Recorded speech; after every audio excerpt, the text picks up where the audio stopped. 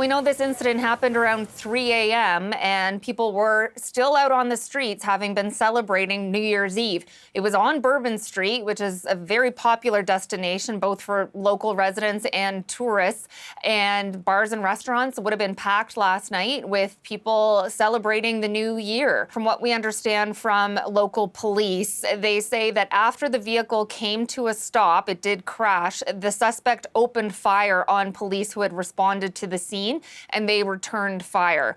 They're saying that the person was struck and subsequently declared dead on the scene. Further information on the suspect is not being released at this time.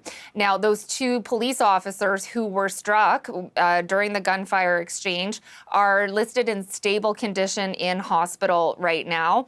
Now, we know another 35 people were injured in this attack. They were brought to various hospitals in the city. We don't have any updates on their conditions. And then we do know that 10 people were killed. No details on them, but police saying earlier that they believe most of the people who died were local residents, not tourists.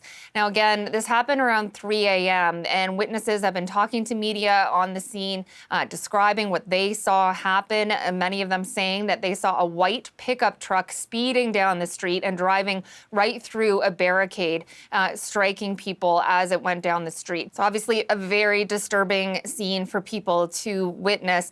Now, police saying they have no doubt this was an intentional act. They allege that the driver was trying to run over as many people as possible. They say this was not an instance of drunk driving. This was an intentional act. There was a heavy police presence in the area last night because it was New Year's Eve.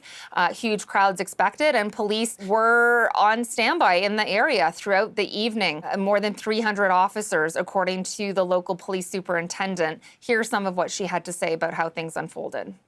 Last night, we had over 300 officers out here. And because of the intentional mindset of this perpetrator who went around our barricades in order to conduct this, he was hell-bent on creating the carnage and the damage that he did. We do know now that the FBI has actually taken over the investigation. They are leading it, and they do say in a statement that they are treating this as an act of terrorism. That is how they are investigating it, they say in the statement. Earlier at that police briefing, there was a special agent from the FBI who indicated it was not a terrorist event, but the FBI is now describing it as an investigation into an act of terrorism.